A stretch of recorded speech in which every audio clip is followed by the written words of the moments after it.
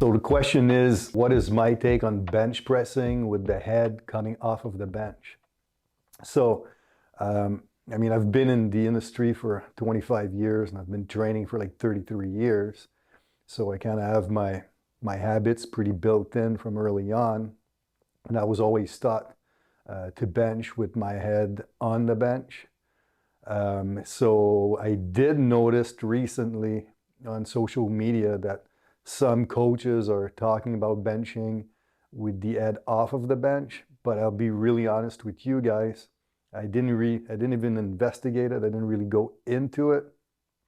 Maybe they have a good reason, but for me, I don't really suggest this simply because, from what I've learned, your body is always better off at exerting strength or exerting force when the head is in a neutral position. So to me, I've learned it that way. I've always done it that way.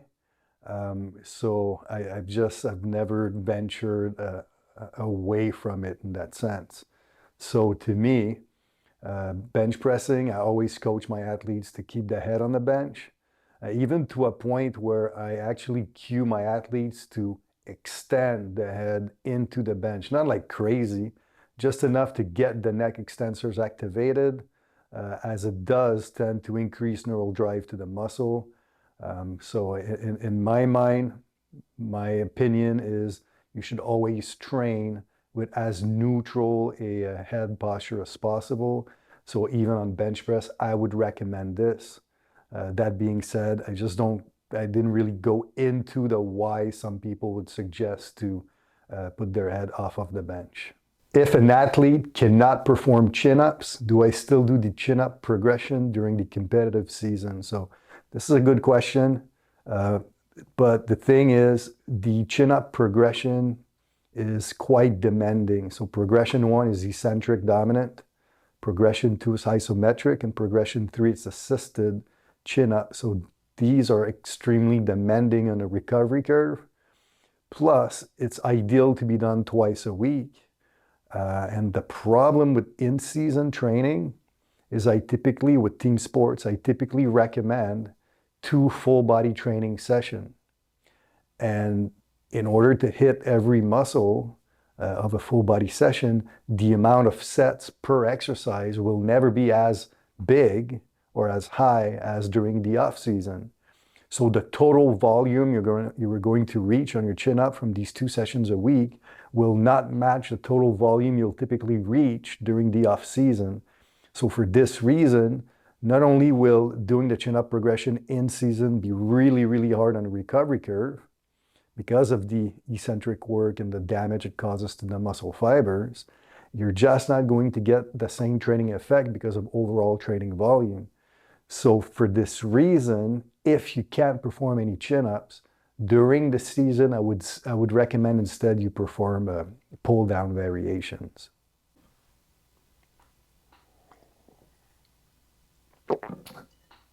What type of training or progressions do I use to train agility?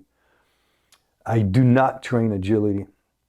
And the reason is simply because in my career, I've trained mostly professional athletes and some college athletes, but the majority were professional athletes. And the problem with agility is it has a very low trainability once you're past puberty. So if you look at the works of Istvan Bali, he basically built his career on how to develop the long-term athlete. And it's pretty clear when you look at his works that agility is usually built mostly before the age of 12 or 13, depending on if you're a female or male. So, but in either case, it's pre-puberty. That's where your brain will build most of the skills that are required for agility. So if the majority of your athletes that you're training are 20 years and over, to spend a lot of time, which you don't have, on agility is a little counterproductive simply because the upside of training agility are just not that great.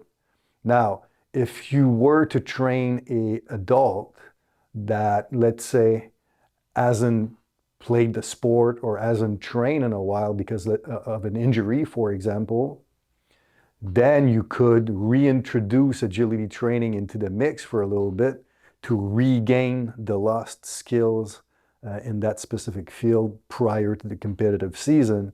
But outside of that, with the adult training agility, in my opinion, is not really warranted. Now, on the flip side, let's say you're training youth athletes, you're training kids at the elementary level, where strength training per se is not even a thing that's suggested unless you're doing technical work in, let's say, Olympic weightlifting.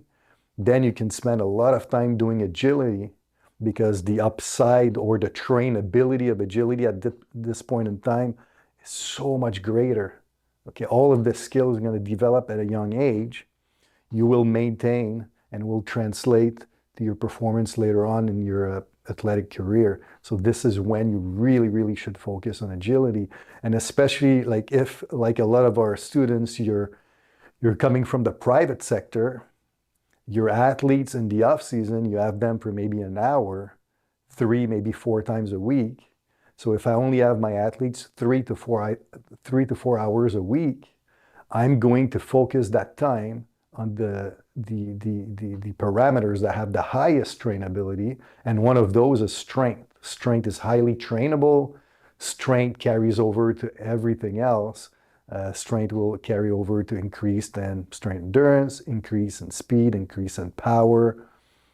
So to me, there's way more upside to do that than spending half of my 3 to 4 hours on agility that has barely any improvement potential past the age of 12. So that's my take on it. And to be quite honest, I don't really have a protocol to train agility because I've never done it. With clients who have low back pain, what approach do I use in terms of exercise selection, program design, and training parameters? Um, so the first thing is, if you have low back pain in the early stages of training, I will tend to avoid too much like flexion or actual loading type of movement. So deadlift, for example, will disappear for that point in time. Uh, and in terms of training, I will focus on increasing or improving strength endurance in the hip extensors. I'll start with isometric work. You build a base with isometric work. And then as you're progressing, you can start adding some dynamic concentric work, but still on the higher rep. I'm really trying to build strength endurance in the erectors. The higher the level of strength endurance up to a certain point, the less likely you are to develop or have any type of low back issues in the future, in the long run. So to me, if you have low back pain, we avoid anything that stresses or further enhance low back pain. And in the meanwhile, with low load but higher time under tension type training modalities, you build some strength endurance to have low back tolerance. Then it serves as a much greater platform, if you want, to develop strength later on with your big actual loading type movements like your deadlift. So if you have low back pain and poor low back strength endurance, which is often the case, there's a big correlation here with strength endurance and low back pain. Well, then I know that if I don't cover this, my potential to be strong on deadlift, for example, is impeded. So that's step number 1, strength endurance. So in terms of isometric contraction, it might be as simple as, you're doing a Superman on the floor with 4-second isometric holds. Then you take a little rest, come back up, another 4-second isometric hold. I'll typically start with 2 to 4-second isometric hold, depending on the capacity of the trainee. And then I'll build up the isometric hold over time. And then eventually you could go to a max iso hold of, let's say, 30 to maybe 60 seconds. By the time you're able to do 60 seconds in the isometric contraction, in my opinion, this is when I will start doing more concentric dynamic type actions. So I like to start on the incline back extension, for example. Uh, it's quite accessible for most trainees. It's not as daunting as, let's say, good morning, for example. So you start on the incline back extension, you do reps, 10 reps or more, but I'll add a isometric pause in the contracted position of 2 to 4 seconds. Then you just build up reps. Uh, there's an assessment that we use with our athletes, which is a torso strength endurance assessment, where it's basically a combination of two protocols, whereas we're testing the isometric low back strength of the athlete. So it's a horizontal back extension that you maintain isometrically for as long as possible. So we measure this, but then we also know that it's important to have a proper ratio of trunk flexion and lateral flexion in regards to your hip extension. So we're looking at these ratios. And if we notice that the ratios are off, so let's say that you do have somehow good hip extension strength endurance, but you have really, really, really poor lateral flexion strength endurance, well, then the ratio is off. Then your ability to brace and stabilize is impeded. So then what we will do is we'll target the limiting factor, which is lateral flexion. So it might be side planks. So we're going to start building up resiliency on side planks until we match the ratio. So it's multifactorial. So we look at the lower back per se. We avoid stressing it. We build strength endurance in the lower back through isometric and concentric methods first.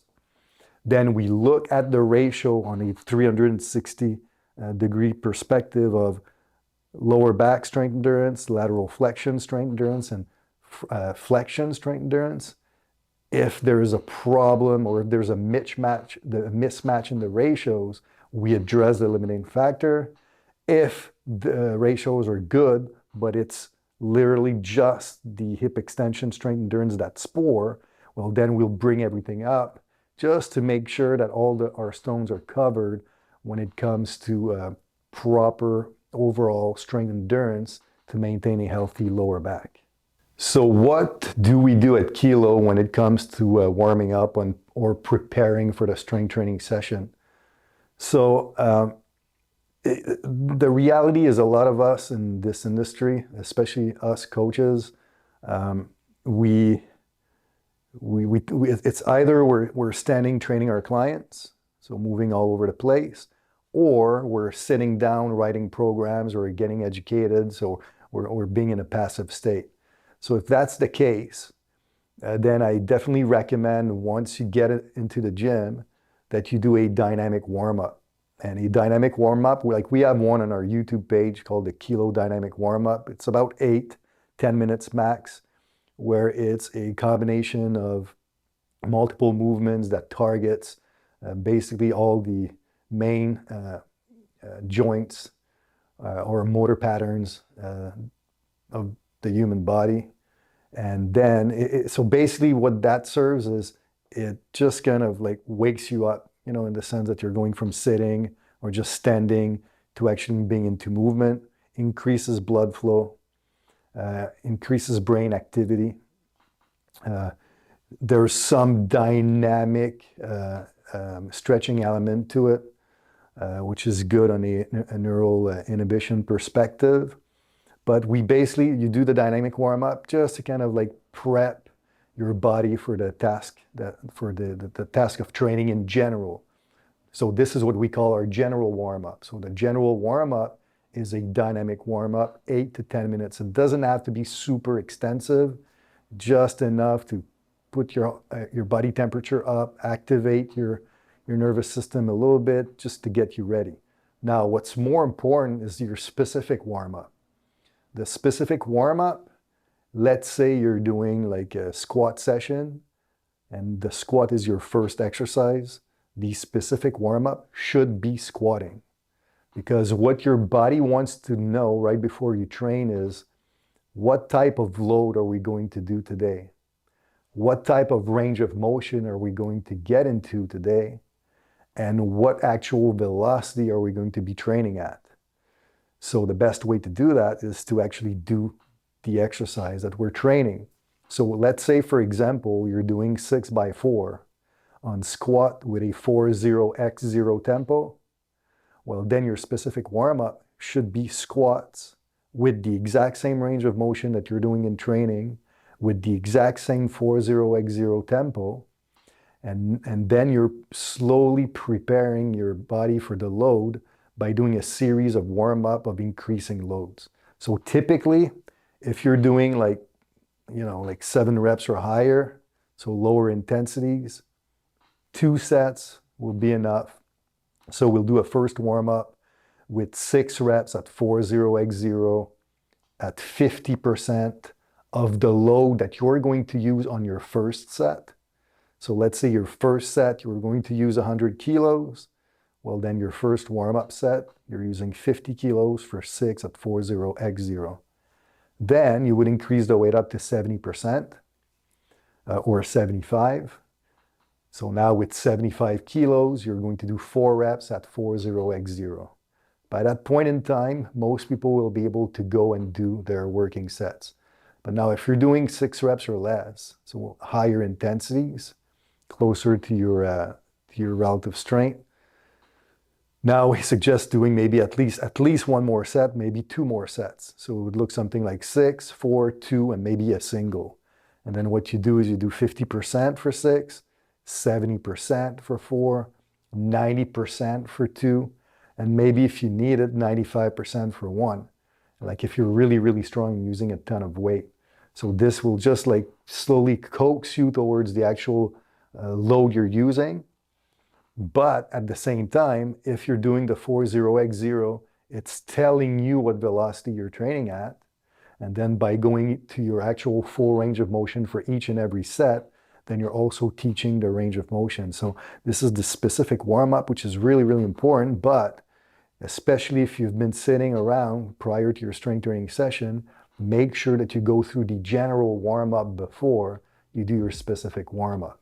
Okay, so like overall, your warm-up shouldn't take much more than 15 minutes. If you spend more than 15 minutes, in my opinion, it's getting counterproductive a little bit. You don't want to spend so much time in your warm-up that you created fatigue before you even started your strength training session.